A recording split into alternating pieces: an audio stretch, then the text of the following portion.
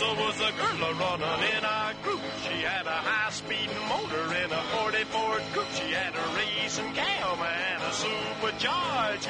Look out, buddy, hot rod and large. She's a hot rod. She's a hot rod. All you're going to get here is the truth, period. I'm not going to tell you something to make you go out and buy an electric car. That is false, and I will not do that. And I won't help them publicize them. I might buy one myself one day for my reasons, but it'll be for my reasons. We were talking about the electric cars, and we're going to get into that here in a minute. We're going to talk about the cost of owning one. But for right now, there's a couple more industry things that you need to know if you're going to buy one, especially. Tesla has opened up its superchargers to rival makers, marking a milestone for EVs because they need this to adopt the EVs, and they don't have enough infrastructure. We don't have superchargers out there yet, not enough anyway. The opening of the Tesla network about doubles the number of fast chargers available to the public. What is that? No, we got 100 now? No. This means now that Ford customers have over 15,000 more charging points right now than they had 12 hours ago across the country. As Tesla grants supercharger access to more automakers in the coming weeks, EV adoption should improve across the country. That's what they're thinking. As driving range and charging concerns ease, analysts say. How are they going to ease? The opening of the Tesla network about doubles the number of fast chargers available to the general public. So Tesla themselves they had the same amount as the rest of the makers in the country has for chargers. It basically takes the worry out of charging, about charging out of the buying decision. That's wrong, said Lauren McDonald, CEO of consulting firm EV Adoption. Tesla dominates the electric vehicle segment, in part because superchargers nearly eliminate those consumer concerns, he said. Yeah, you can, with a supercharger, you can stop and you can charge. I mean, you have to stop. You stop your trip, get off, find a supercharger, plug it in, and about a half an hour later, you're charged up. I know Tesla is. I don't know if these other ones are going to be able to do that fast. I'm not familiar with it. But I am familiar with the fact that when you supercharge a lithium-ion battery, you don't want to be sitting in that car. You don't, because that's not good. That's when it could have a problem. It could catch fire simply because it overheats or it just can't take a charge that fast.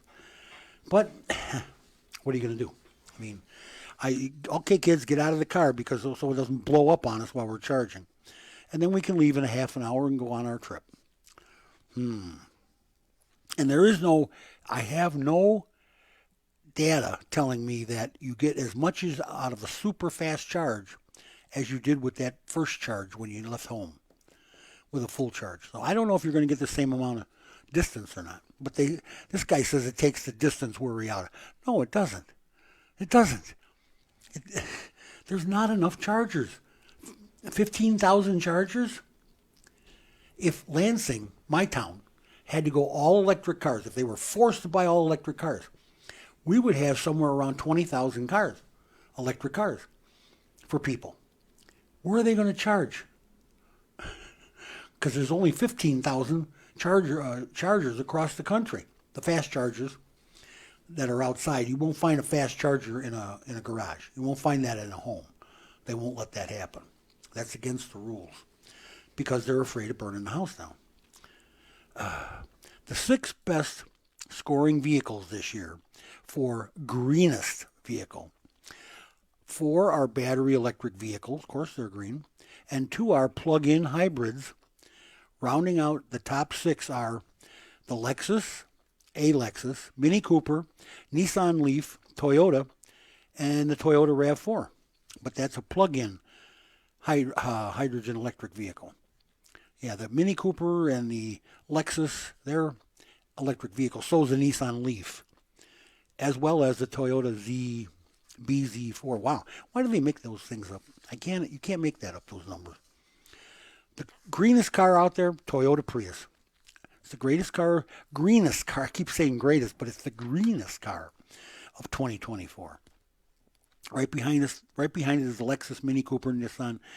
You want to get down to number 12 is the Hyundai Ioniq, and it goes the pot from there. So trust me, you don't they just don't have enough. I mean, there's a hybrid down there, a Corolla, that's number 11. I can't imagine why a hybrid would not be up there with the top. But it is what it is. I can't change that.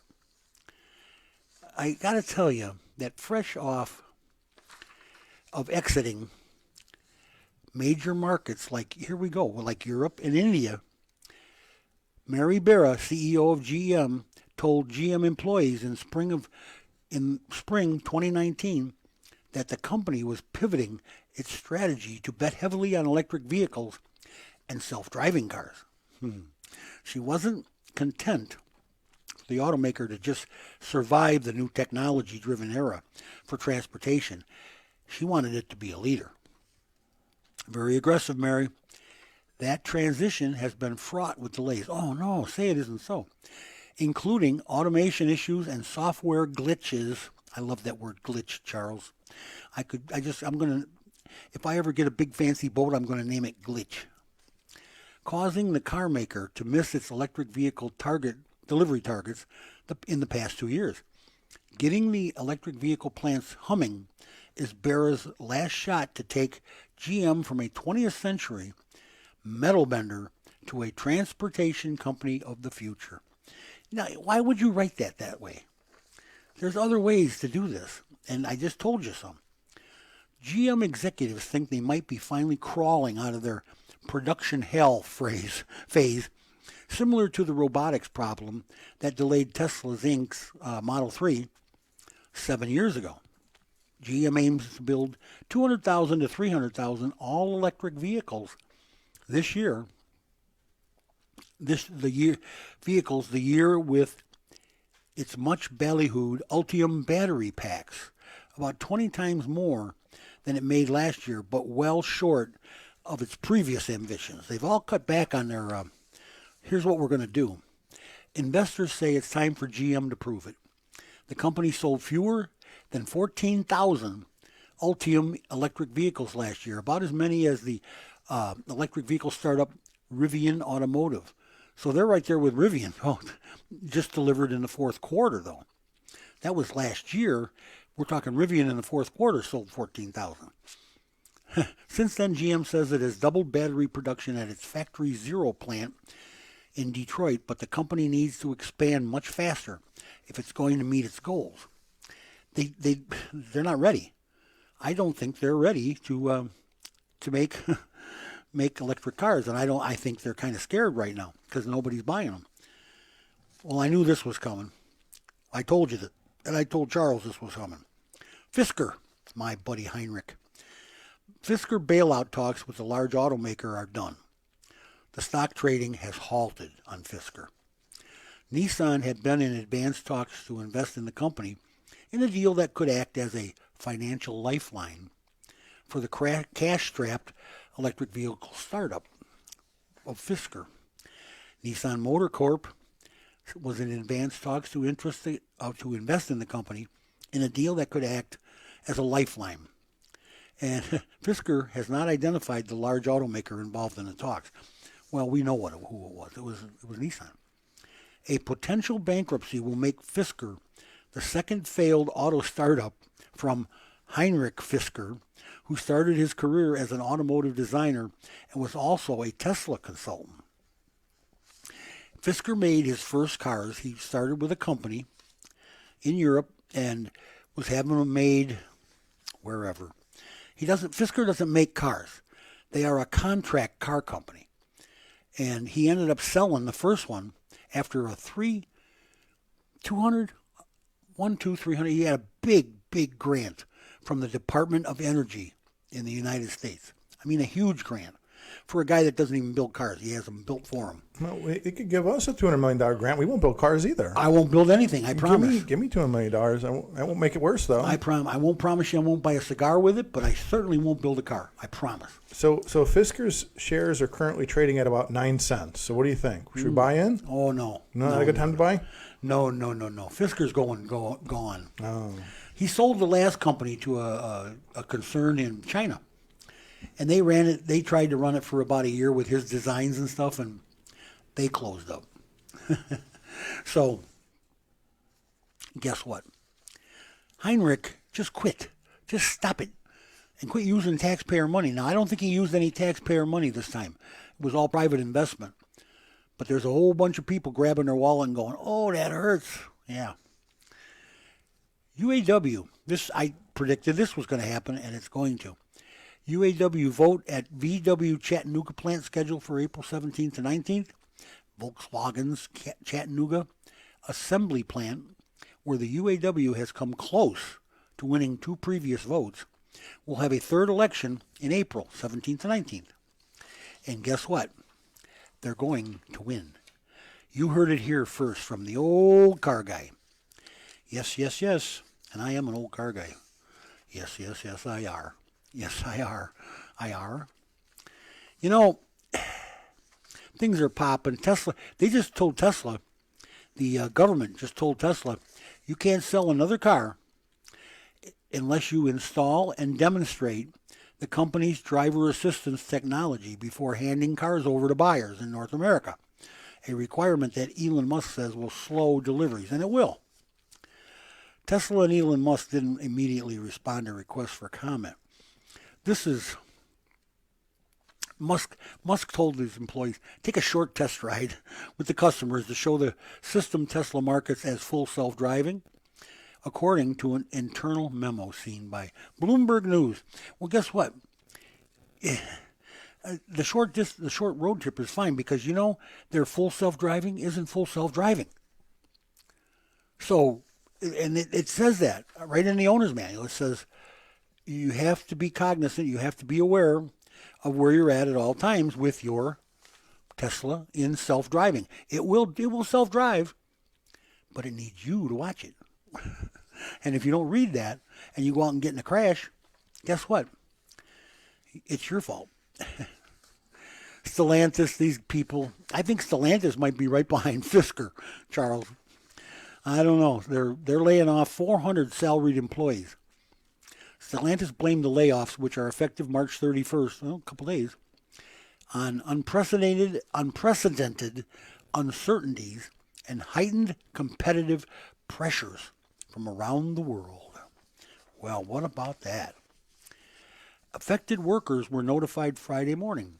The layoffs are effective March 31st. Stellantis continues to make the appropriate structural decisions across the enterprise to improve efficiency and optimize our cost structure.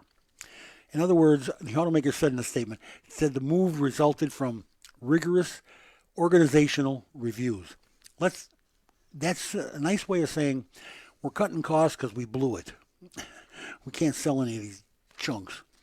Stellantis said the cuts would better align resources while preserving the critical skills needed to protect our competitive advantage as we remain laser focused on implementing our electric vehicle product offensive and our Dare Forward 2030 strategic plan. Dare Forward at 2030, you know what? What is this, 24? We got 6 years. I don't think they'll make 2030. The way they're going, with the way that company is being run, do you really think they're going to make 2030? Yes, yeah, I don't know, Chuck. You're the man that likes the investments and stuff. I got to tell you, it's either a real good time to invest in Stellantis or a real bad time. And I personally couldn't tell you one way or the other what it's bad or good about, or what's bad or good about it. But, you know, it is what it is. Toyota is building a hybrid flex vehicle, which will burn different fuels in Brazil. It's a $2 billion investment. Wow. Saying it'll be made in 2 parts by 2030. 11 billion real, or 22 billion American dollars.